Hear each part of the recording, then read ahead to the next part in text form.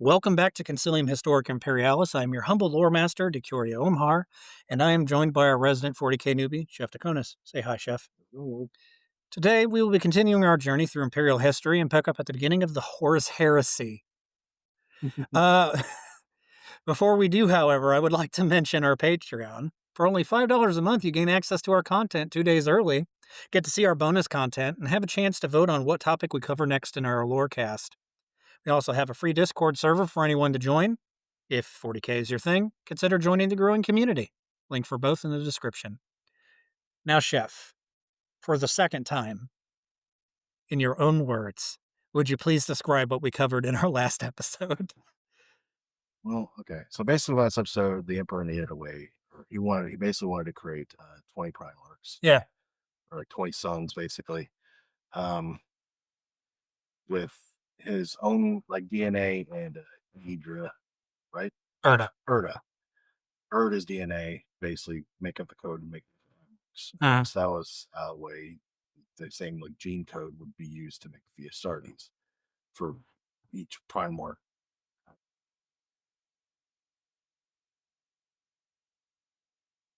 Um, And after conquering a lot of the galaxy, he basically chose Horus, like it's like his favorite son, who is his bestest boy? Yeah. his bestest boy, to be the commander of the crusade. But of course, and he went back to Terra. Horus was already having like doubts. He's like, "Well, why dad leave me?" He's having abandonment issues. He's Yeah. having real sad abandonment issues. Like, I don't want to leave this. I want daddy to leave this. Where's daddy? I need my daddy. I'm bald and sad. Then basically he went uh, to this planet. I can't remember what the planet's name was, but they were blood people, right? Yeah, I don't think I mentioned the actual planet name. Okay. Basically, there, like, he ends up getting a fight there with also someone named Yugen, which Hmm, he ends up, or is it someone else? that's somewhere else. You're on the right track, though. So, what happens when he encounters the Interrex? Basically, they're not an acceptable subhuman, so he just wipes them out. Right. Okay. Was there anything in specific that transpired there that is of relevance that you recall? It was, I'm leading the witness, guys. It's okay. It's okay. Let's move on. So, Davin, the moon of Davin, is where the Shogun, with the showdown of the War Master and Yugen takes place. yes, and he ends up getting wounded by Yugen by a special blade. Yeah. And to like, hey, kill Horus. You got it, boss. And like, Okay, boss, you got it. the sword, you slash them with it and they die. Yeah. And because he's a Primarch, he didn't die from this stuff. Zlaraman cells is what was fighting it off. Yeah. So they took him to another planet. They were like, hey, we can heal you, Primarch. Wink, wink. Huh? Yeah. Huh? Yeah. So they took him there. And of course, they were like, ah, joke's on you. You ripped your soul out. And now his soul's out in the warp. It's important to know that they didn't know that's what happened. Well, yeah, that's all. That doesn't get revealed except for to us, the reader. But there, he's shown a vision of like, hey, this is what your future's gonna be if you don't change it. In reality, the future they're showing is if he did exactly what they were telling him to do, it's like a double cross. Like, Yeah, chaos. What can you do? so, being Ben, he accepted the chaos gods. Or I'm not sure if there was a specific one. No, it was all four. All four. So basically, he accepted the chaos god's boon to heal them. Then he convinced half of his brothers to basically follow him and start just having them accept into different chaos. Ones were there was he intercepted a message from the emperor to Thousand Sons, and it was basically instead of having no, it was lion, right? No. Lion. Arroar! Oh, The Space Wolves. the space wolves. Lehman Russ. Yeah, Lehman Russ, and basically he changed the message from being, "Hey, Thousand Sons Primarch," instead of bringing him to me, just kill him. And because the emperor wanted him brought home instead of just I saw it, but he intercepted the message, how they went there. Thousand Sons escaped in the warp, and they were like, "Well, like we feel betrayed," so they went to Zeech. He was Hmm. like, "Hey, we'll work for you now," Tentacle monster daddy will take care of you. because he wanted to protect all his Astartes and Once again, pick one of the eyes, man. Just pick one. Pick one. Yeah, you know what? I'll give it to you. There were some inconsistencies, but you know what? You got the gist, ladies and gentlemen. We got him. All right. So before we begin, if you would humor me, I would like to recite a passage from the Book of Adam, as shown in the novel False Gods. And it quote, "I am Horus, forged of the oldest gods. I am he who gave way to chaos. I am that great destroyer of all. I am he who did what seemed good to him, and set doom in the palace of my will. Mine is the fate of those who move along this serpentine path." End quote. Yeah, some preamble there, huh? Maybe a little bit of foreshadowing. Okay, so now where we last left off, Horus had his little journey through the warp and decided he didn't want to play in the Emperor's sandbox anymore. Instead, he wanted his own sandbags. sand, sandbox with blackjack and hookers. Unfortunately, the Emperor was too busy with the war and the webway to see the writing on the wall and delegated others to handle his problems while he took care of the problem closest to home, while also having blackjack and hookers. See, if Horus would have just asked, we would not be in this situation. Uh, to clarify, up to this point, Horus was silently biding his time for the right moment to start his rebellion. This moment came in 005 M31 when the governor of Istvan III declared his independence, and in response, the Council of Terra ordered Horus to go take care of it. With 4 legions under his direct command, Horus made his way to the Istvan system. He still had a bit of a problem, though. Within every legion under his command, there existed Astartes born on Terra, or simply too loyal to be turned to his cause. With this in mind, upon arriving in orbit of the rebelling planet, the War Master ordered a thorough bombardment before sending all Loyalist Marines down to the surface. Now, this was noted by such characters as Captain Gavriel Loken because they were doing mixed squads, and Horus, up to that point in the Great Crusade for 200 years, roughly, had never done that. So something was already fishy in the, like, smell Yeah, it, you know? smell heresy. I smell. I don't know where it's coming from, but I smell it. What's heresy? We're secular. We don't understand what the concept of heresy is. Uh. Okay. Despite saturating the surface with intense bombardment, many enemy combatants still held firm and met the Loyalist Marines in battle. The fighting was intense, and as Horus expected, many lost their lives. It wasn't enough, though. So, in a dastardly act of pragmatism, the War Master ordered that virus bombs be dropped on the planet. You know what a virus bomb is? I know you'll know half of it, but there's another half to it. So, in your own words, I'm what's a? guessing. I mean, it's a virus, but probably like a gas strike. That's close. That's really close. Okay, so they have these bombs with canisters in them, and they'll saturate the entire planet with this gaseous matter that eats organic life. Everything. It'll just consume it. And then it'll permeate on the surface. And then what they'll do is they'll launch a lance strike or something that can cause an explosion of like a fiery explosion, like napalm maybe, if they have Oh, napalm, just light the and entire. it'll light the entire planet. And then it is an exterminatus, as where they'll destroy the planet and all its entire ecosystem. So, like, a common tactic in modern 40K when dealing with the Tyranid is a virus bomb because they're all organic, Mm. assuming they can get there and do it. Um, which usually they can't because the Tyranid fleet is massive. But I digress. As an example, you got it. You figured it out. I'm very proud of you. I know, again, this is with him virtually no understanding of exterminatus methodology. So I'm proud of you, man. You did it. Yay. So, over 12 billion people died within minutes. I know, now we're getting serious. Luckily, as fate would have it, there were loyalist Marines still on board the respected space vessels that used this opportunity to warn those still on the surface of the imminent attack against them. With this warning sent out, many of the loyalist Marines were able to seek shelter and wait out the effects of the virus bombs. Upon realizing that the attack wasn't successful, Angron flew into a rage and invaded the planet with 50 companies of world eaters. To say Horus was furious with this idiot brother in this moment was an understatement.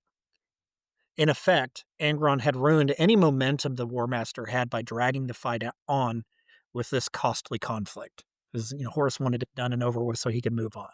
But now he had to force compliance on this situation. Realizing he had no other choice but to aid Angron, Horus reinforced his troops with the Sons of Horus, which were formerly the Luna Wolves, but they got renamed when he became War Master, the Death Guard,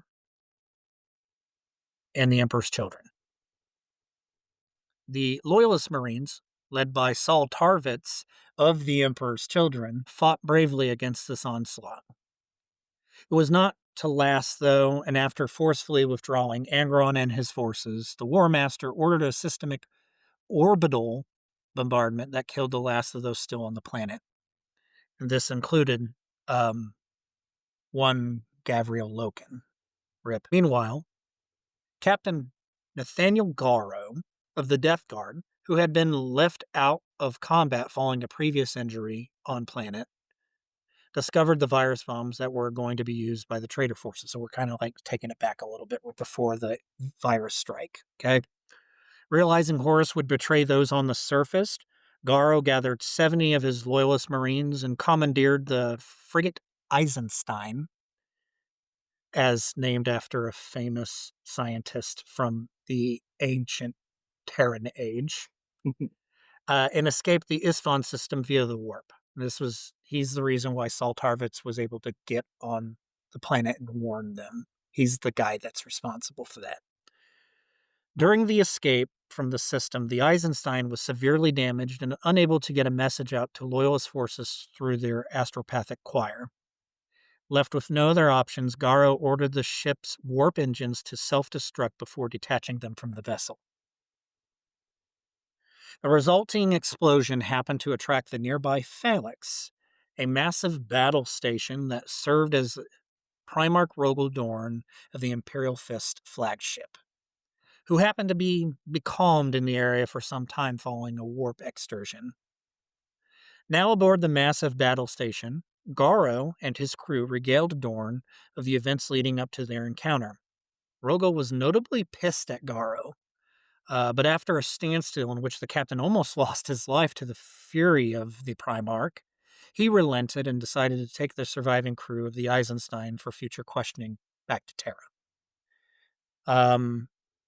So, yeah, this is based off of the flight of the Eisenstein. It is, I want to say, the fourth book in Horus Heresy. I do recommend reading it. It's very good. It is in sequence to the first three books, so you won't know as much. But like the entire story is a pretty good standalone read as far as I'm concerned. Others may disagree, but that's just my humble opinion. Okay, so around this time, almost as if spurred on by Horus's betrayal, those loyal to the War Master on Mars led a civil war that effectively forced the Mechanicum out of the war. Their opening salvo came in the form of a Chaos scrap code pulled from the forbidden vaults of Moravec. Remember that where the Void Dragon was kept? Yeah, yeah.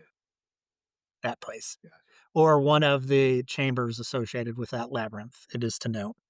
This attack served to cripple or outright destroy those deemed loyal to the Emperor. A handful of forges remained defiant despite the unleashing of the Chaos Scrap Code.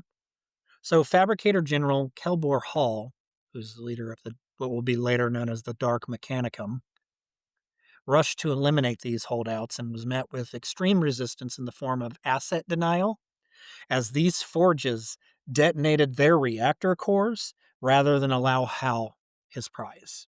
So they destroyed an entire city rather than capitulate and give over the forge to Hal. Once again, We proving see that how this battle's going. I don't think so. Beep. this happened twice.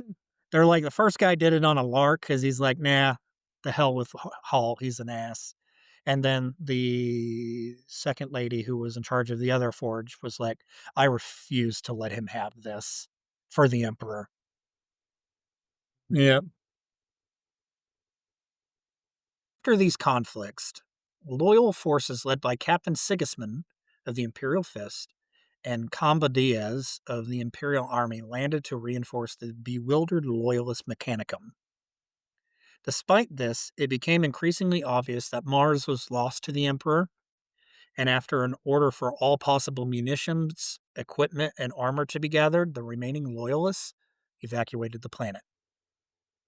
The takeover of Mars by traitor forces was a horrid loss, the likes of which sent shockwaves across the galaxy.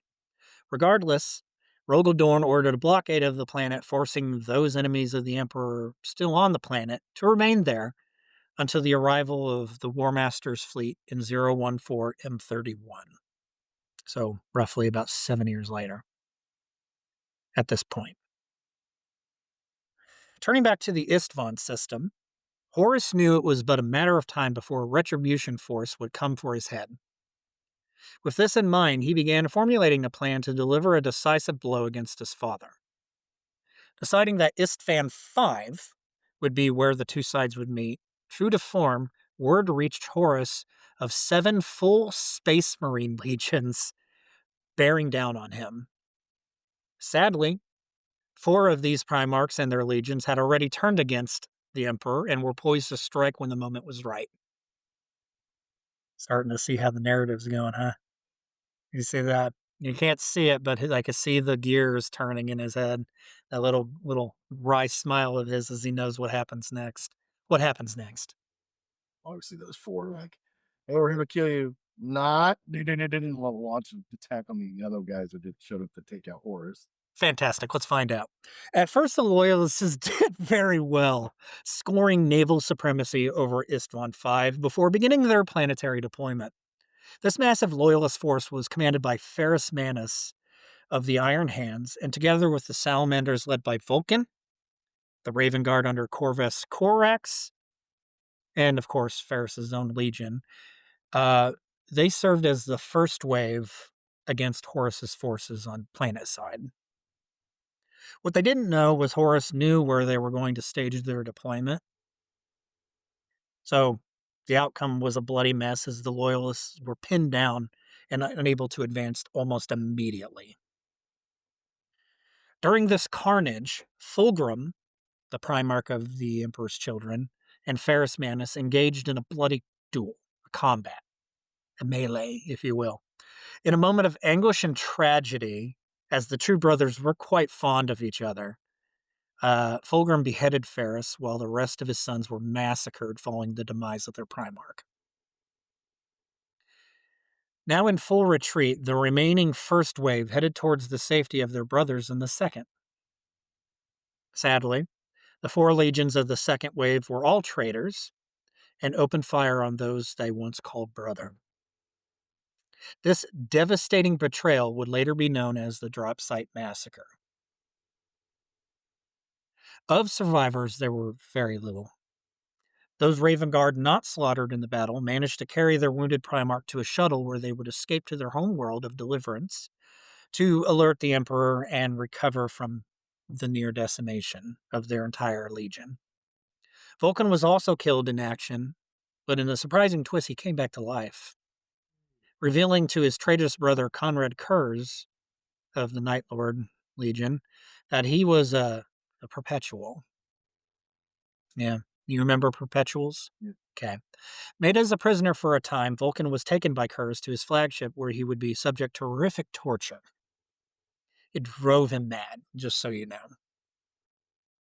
So within the next year of the rebellion, it spread across the Imperium like a wildfire. Several moments would transpire in this time. These would include the wars of Paramar, the Manichean War, the Siege of Chthonia, the Battle of Fall, the Battle of Alexis Nebula, and the First Siege of Hydra Cordatus. Now, there are notes to clarify some of these. So, like the Wars of Paramar lasted from 06 to 011. And a lot of these conflicts, actually, apart from the Battle of Fall and the First Siege of Hydra Cordatus and the Battle of Alexis Nebula, they went on for like a couple years or more.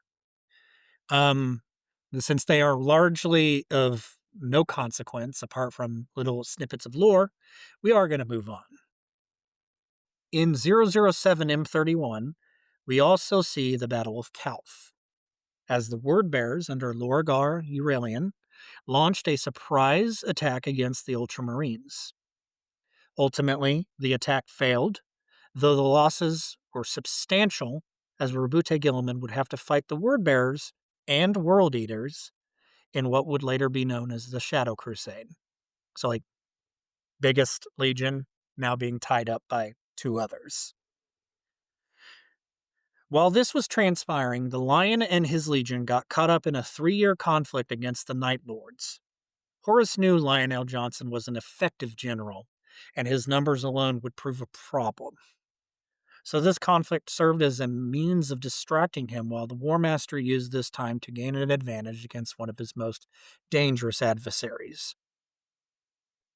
As the galaxy burns, we turn briefly to Leman Russ of the Space Wolves and Jagatai Khan of the White Scars. Horus had ordered the Alpha Legion to fight and misdirect the Space Wolves while jamming communications to the White Scars. All right.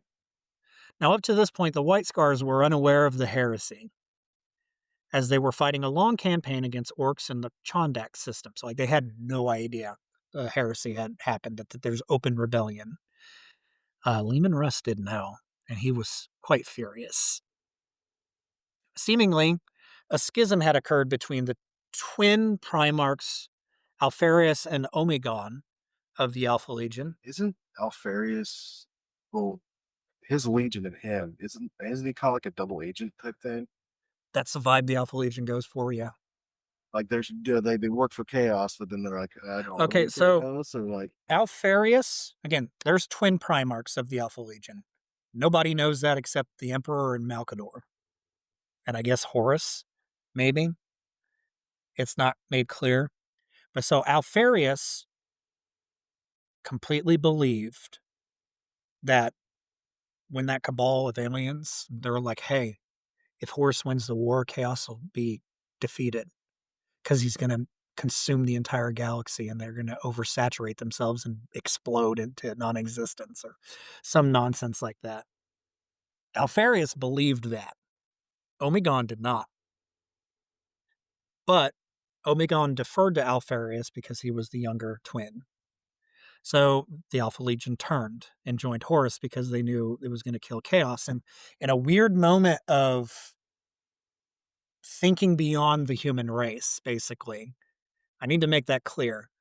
Alpharius's logic at the time was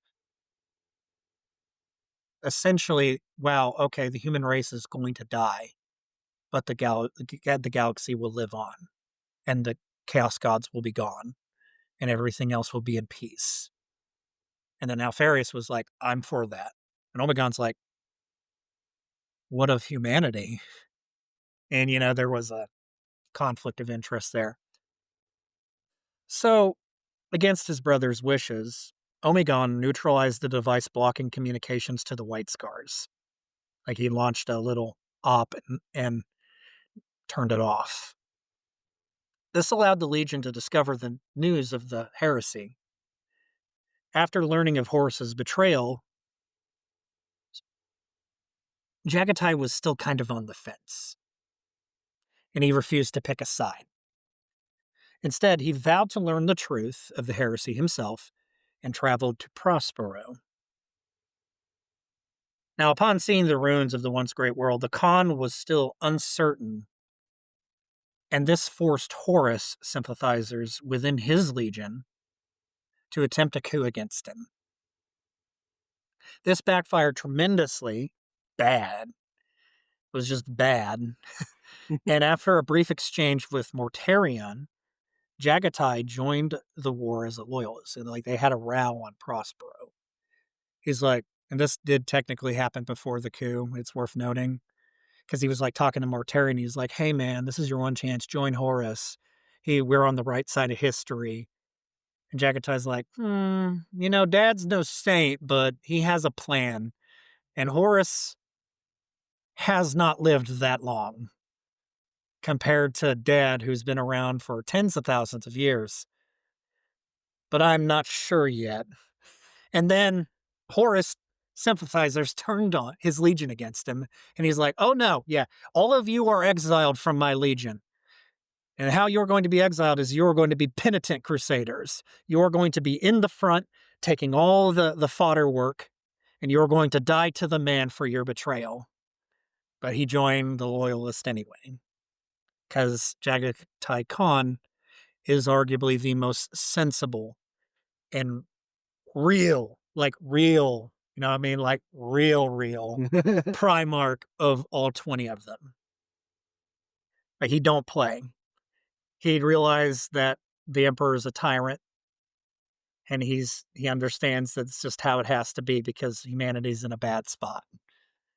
Lesser of two evils, essentially. So he chose the. He did.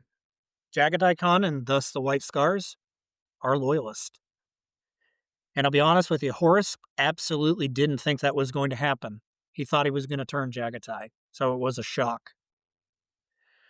For the next several years, Jagatai would fight a guerrilla war behind Horus's enemy lines, taking severe losses subsequently, but being a thorn in Horus's side the entire time. Several other conflicts happened between 007 and 009 of M31.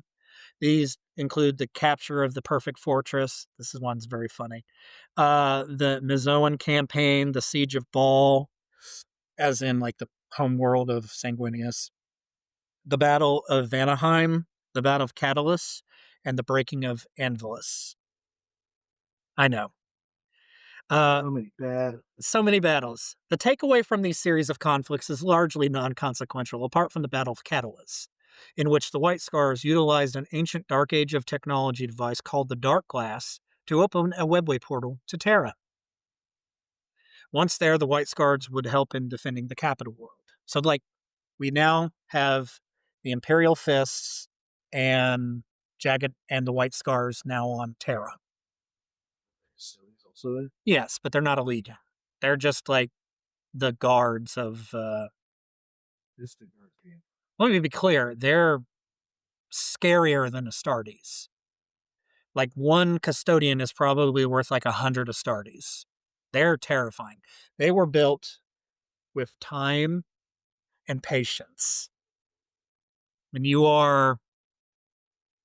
They don't it's hard to explain in the making of a custodian, but they don't have things shoved into them. They are genetically modified from birth, and they are made into these perfect warriors, like the height of the Dark Age technology going on. So one custodian could rip and tear easily through any Astartes any day. There is no chance. And yes, it does happen in certain novels in the Horus Heresy because they were still trying to figure out the power level of the Custodes throughout that series. But nowadays, custodians are like one-man armies. If you send a custody, it is I was like the throwaway line, I think it was. I forget which codex and or novel it may have been, but It is said that when a custodian is sent into battle, the battle is all automatically written as victory because they're that scary. Yeah. In 009 M31, the Battle of Moloch occurred, right? So we're a hand, at least a handful of years into the war now, 2 or 3. Yeah. In this battle, Horus descended upon the world of Moloch and accessed a warp gate that gave him tremendously powerful psychic abilities. When he returned, many within his inner circle noted he appeared aged and more solemn than what he was before. It is speculated that he was put through trials by all 4 chaos gods, and that lasted centuries. Though this is only very loosely mentioned in the novel Vengeful Spirit, and I really wouldn't take much credence to it. But like, it isn't unheard of in past works by Games Workshop to have champions of the four dark gods of the pantheon to go through centuries of trials in Otherworld, only to come back and be aged and war weary. And so, like, I believe it. I believe it happened. Certainly, we can condone the knowledge that when Horus came back, he was not the same. Like, he was changed irrevocably. Yeah. Um, in the same year, Rabute Gilliman, Lionel Johnson, and Sanguinius brought their legions to the realm of Ultramar to hold counsel over what to do about navigation and communication, proving impossible following the creation of the runestone by Erebus of the Wordbearers during the Shadow War. Or, sorry, the Shadow Crusade. It was the fear that Terra had been lost, and thus the Imperium was no more, because they couldn't see the Astronomicon anymore, the Golden Throne. Like, the light and beacon of the Astronomicon wasn't there anymore. And they were like really under the presumption and fear that the Emperor had died and Horus had been victorious. Spurred on by this fear, the Imperium Secundus was established. At its head was Sanguinius as the Imperator Regus, so like a imperial regent, I believe is what that translation roughly would be, and Lionel Johnson as its Lord Protector, which they didn't even bother to put in pseudo-Latin. They just called it the Lord Protector because they were lazy. Come at me, I don't care. If you're going to name one position pseudo-Latin but not the other, that's just lazy writing. Go full tilt or don't go at all. That's what I say. This second empire would last until 011 M31, when Sanguinius and Conrad Kurz clashed on Macrack, which is the capital of the realms of Ultramar, under the auspice empire of Rabute Gilliman's. Ultramarines. Yeah. You get it. The two discussed their respective visions of the future, the power of foresight being a gift and curse, respectfully, they both had. And after brief deduction, post-duel, Sanguinius concluded the Emperor lived and Terra still held strong. Because it was just the wording. It's hard to explain, but with this knowledge, all 3 Primarchs attempted to breach the ruin zone with their legions in the hope of getting to Terra before it was lost. In the end, only Sanguinius and his Blood Angels were able to arrive in the nick of time. As a side note, Vulcan of the Salamanders was recovered around this time and brought back to Nocturne by his sons, Nocturne being his home world. Due to his perpetual nature and the sacrifice of one of his best captains, he came back to life and began his journey back to Terra through the webway.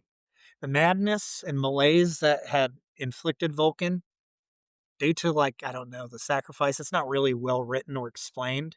He came back. Like, he was in his right mind again. And then he traveled through the webway, this long ass journey to get back to Terra. He didn't have, like, the convenience that Jagatai did, where there was a portal that it instantly connected to Terra.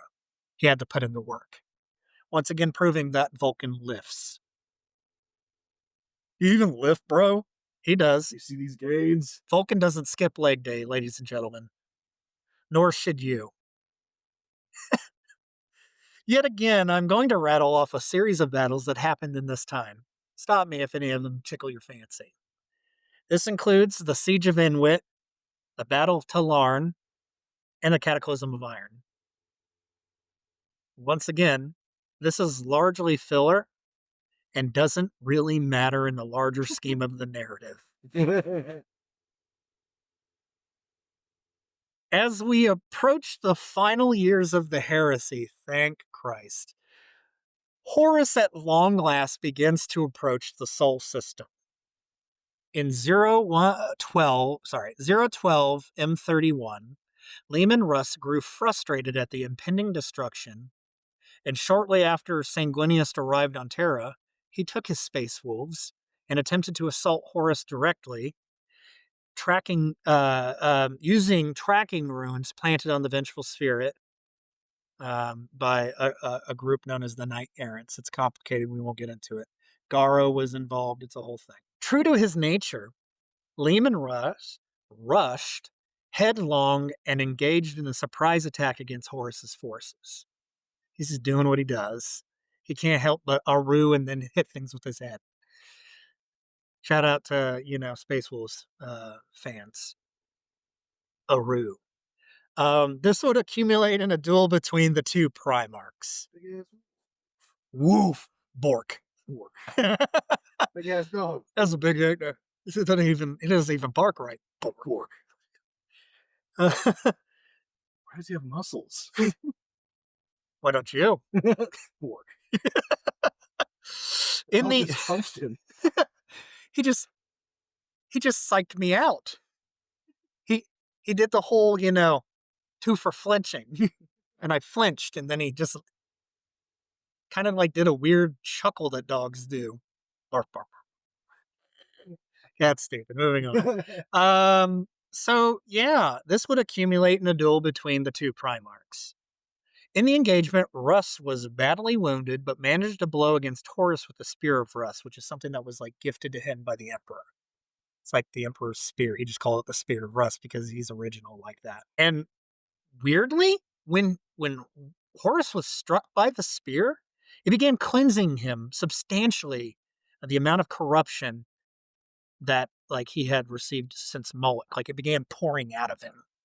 Like he was like keeping in apparitions or something, This battle cost the Space Wolves dearly, though, forcing them to flee to this planet called Urant, where they would remain for the remainder of the heresy.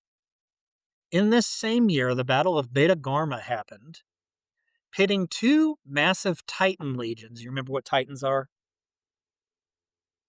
Big, giant fighting robots that are the size of skyscrapers. Like, they level entire battlefields. They're a force multiplier, as if the concept of a force multiplier was a joke. The Tau don't believe they exist. And they do. So, these two Titan legions square off on Beta Garman in what would guys, I'm telling you can tell I don't sleep, right? It's in the diction. It was referred to as the Titan Death. Yeah. This battle ended in Horus's victory, but severely crippled both sides' ability to field Titans effectively for the rest of the heresy. Like, imagine all the Titans. Beta Garma, go. And it happened. Epic mech fight. It was an epic mech fight of severely overblown proportions, but it was an amazing read. Titan Death remains one of my favorite novels of the Horus Heresy era, period. In 013 M31, two major events happened after. The first was Lorgar's coup, which ended horribly for him as he was forced into exile. Surprising no one, many of his sons stayed with the war effort as they did not want to share their father's belief in his capabilities. It's like even they didn't believe in Lorgar. Fuck you, Dad. We're gonna follow Grandpa. Yeah. Or uncle? We'll be Emperor sons, and if they think our stories are their sons, it'd be nephew. No, bro. Like, so Or no, it'd be Grandpa. Yeah. His son. So they wanted to follow Horus, and Horus is one of their uncles. Not say if they stayed with the Emperor. So They didn't. No, that they weren't so put off from the heresy because of Lorgar's coup that they switched sides and joined the loyalists. That's not what I meant to say, if that's what it sounded oh, like. No, no, no. They're like, nah, Horus is the War Master. You're crazy. Some did follow Lorgar. Like, he has that effect. And to be fair, he was like, hey guys, should probably stay with Horus. I'll just go into exile and read a book or something. I don't know. But he no longer was convinced that Horus was the guy. That was the takeaway there. The other event was the muster on Olenor, as in that Olenor where the triumph took place. After the coup occurred, the order was given for those still loyal to Horus to, at long last, make for Terra. All but Alfarius obeyed the order, as the Alpha Legion moved to delay Guilliman's advance on Terra, since they have the they're spies. They're a spy legion. They're like, we know that he's coming, and he's bringing his entire legion with him. He's a little angry. Just a little. Now, it is worth mentioning at this time that I have grossly oversimplified the heresy up to this point. My most egregious offense is not mentioning how 4 of the traitor Primarchs ascended into demonhood. The details do matter, but you won't be getting them from me. Not at this time, anyway. Just know that Fulgrim is now a demon prince of Slaanesh and is a big snake boy. Magnus Aret is a demon prince of Zeech and has big old bird wings. Angron is still angry and a demon prince of Khorne and is big and red and still can't read. While Mortarion is a demon prince of Nurgle and looks like a giant moth that smells horrifically bad. Okay, now that that's done and over with, let's move on to the Siege of Terra. In full disclosure, viewership, I will be doing a deep dive on all of the demon princes. So, like all the Primarchs, just let it breathe. I'll get there eventually. It is now 014M31. So the 14th year of the 31st millennia. Yeah? Or 32nd, if you're feeling technical. And as Horus's entire force enters the Sol system, several attacks against the many planets between him and Terra commence. This begins the Solar War. Quick work was done against Pluto and Jupiter and other defenses carefully laid out by Dorn and his Imperial Fists.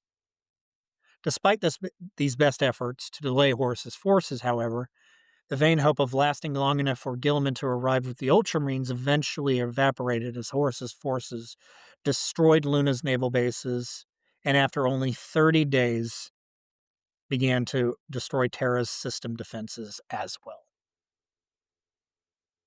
Terra was not spared bombardment, and the resulting damage was catastrophic.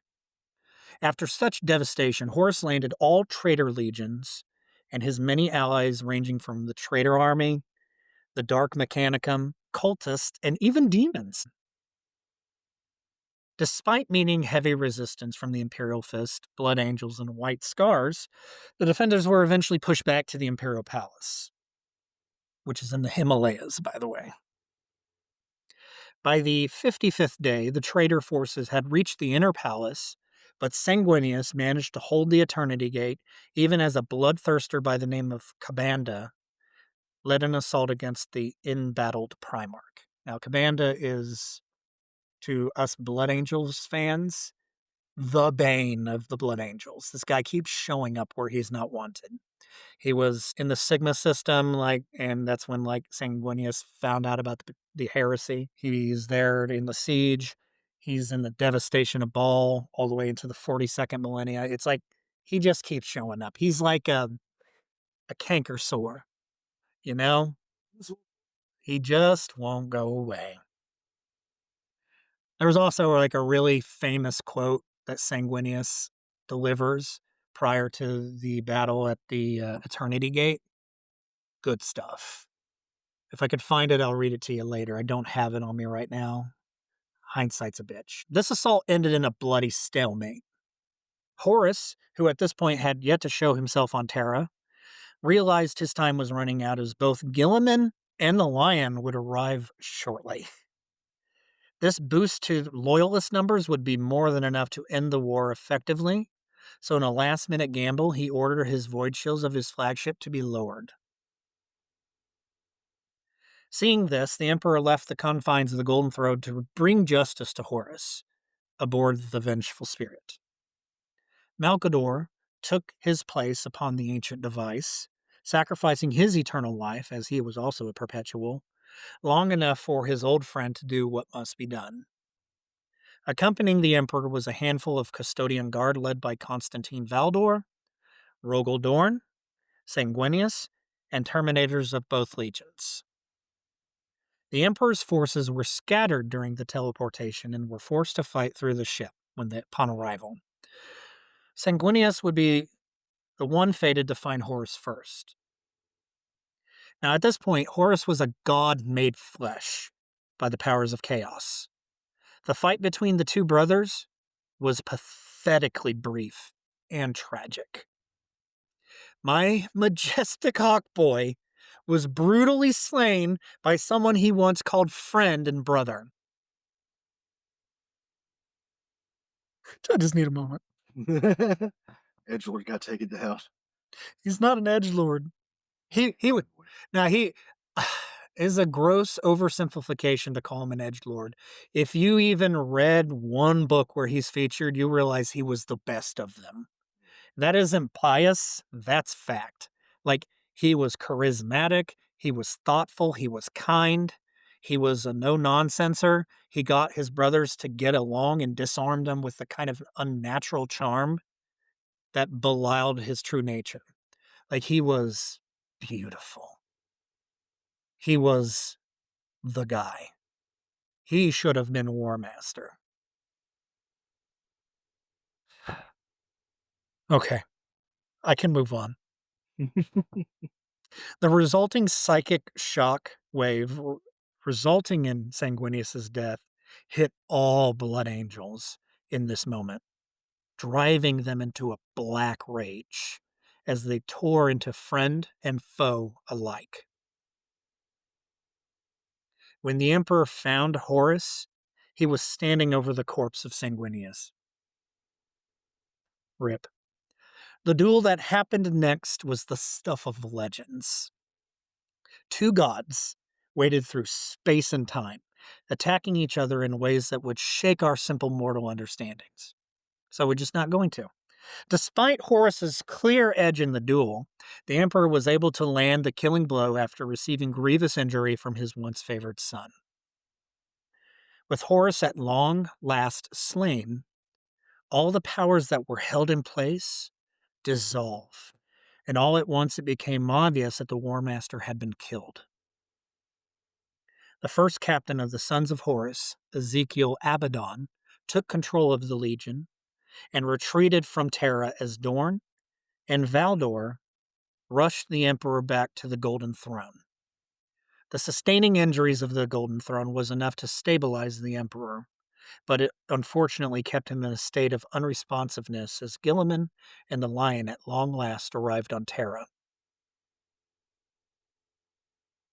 With Terra left in ruin and the Emperor no longer able to lead the Imperium, the dream had died. Never again would humanity reach such heights and grandeur. And that, Chef, is the Horus Heresy. Do you have any questions or thoughts? It did.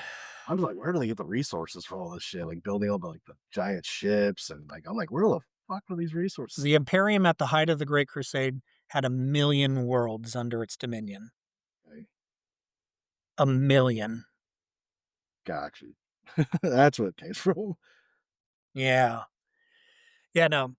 Leave it to 40K to be a bombastic shit show. It's like It is like dramatic numbers and like just like it's like everything go big or go home. right. I mean, well, when you have a population that numbers in the likely thousands of trillions, maybe more. Yeah, you can just throw numbers around willy-nilly, I guess. I don't the numbers game aside, I love the theatrics of it all. Because if you read the Siege of Terra novels, and there are, like, 13 of them, I think. Yeah, Right? the battle at the Eternity Gate is the stuff of, like, poetry. It's very good.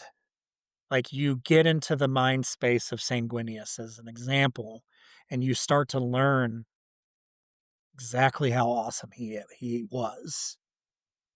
I mean, he's a fictional character, but, like, you can relate to him because he sees his own demise. Sanguinius knew he was going to be killed by Horus. He knew it, and he did it anyway, because he understood that if he didn't, worse shit would happen to the Imperium that he loved and his father, who he loved most of all. And yeah, the Emperor probably didn't reciprocate those feelings because he viewed them as tools, Yeah.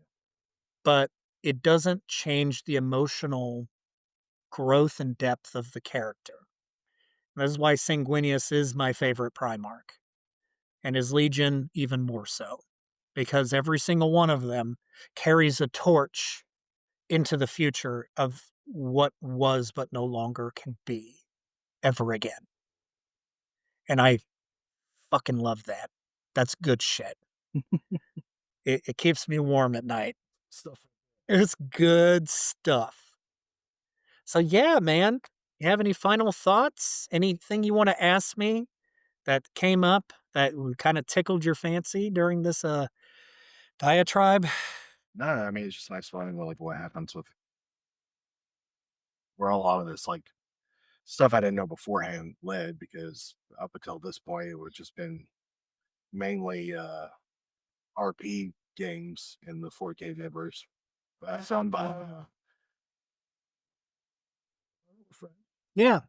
I mean, listen, you can gain a lot through being part of those things, but I feel that it always kind of fell short for you, which is why I wanted you Yeah. in this program because I feel out of all the friends in the group, you would probably understand it the best. Like, you would get that this is indeed a ridiculous and bombastic universe, but you can also understand the human aspects, the emotional resonance, and appreciate it. Yeah. So I'm happy to have you here in short. I'm happy to walk you through this so you can understand why it's so goddamn cool, and hope that this whet your appetite and that I'm you definitely becoming more and more of a fan of it. cool.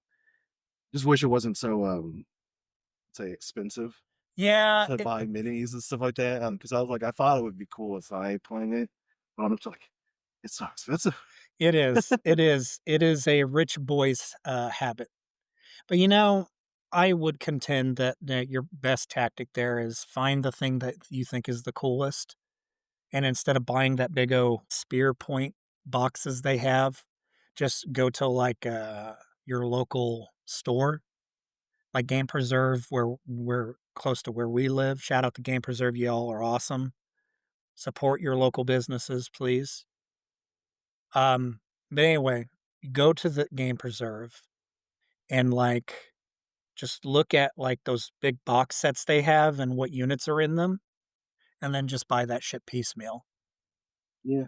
It might be a little bit more pricier down the road subsequently because that's how they design it to be, but it's still better to drop, I don't know, say it's not $30 anymore, but as an example, $30 for like one model that really strikes out you is really cool, than like spend almost $200 on a set that you're realistically probably not going to make all of in one sitting.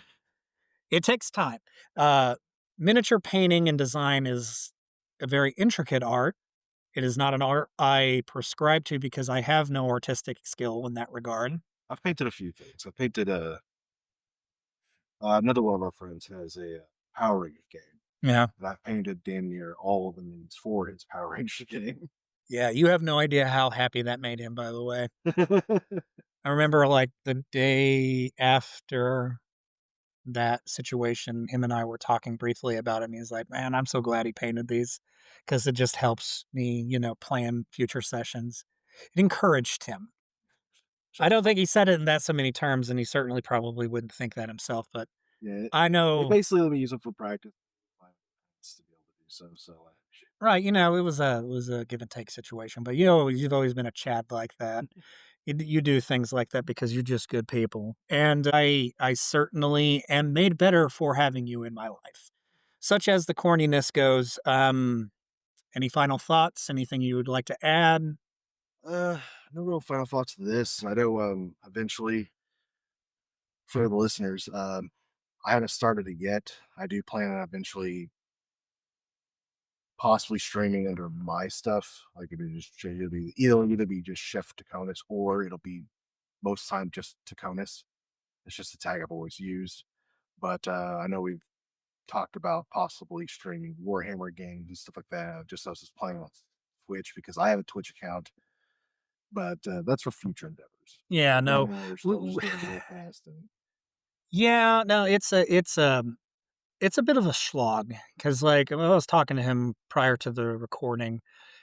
The cameras that I have in mind are oh so expensive, and I'm a baller on a budget. So, well with a like a game streaming, we don't necessarily have yeah, I was more or less deferring to our discussion we had about doing this on the physical and having it actually in oh yeah, video fine, yeah. format, which I would love to do. Such as it is, we're kind of in a podcast mindset right now, but I would absolutely love to get us on recording and make this more of a visual experience. That way, it garners more attention for one, and also lets you guys see that we're just normal schlob Joes with a passion for the art, as it were. But yeah, I will always, like I said in previous cast, will always support your endeavors, and I definitely will play Warhammer games with you in the future because I like me some Warhammer. But hey, I think that's all the time we have for today. Thank you again for joining us. If you like what we do, please like, comment, and subscribe. Also, tickle that little bell button. It loves it when you do. Yeah, it loves it. It loves the tickles. If you want to, that is. No pressure. Do it. Thanks for stopping by, and we hope to see you in the next one. Bye. See you next time.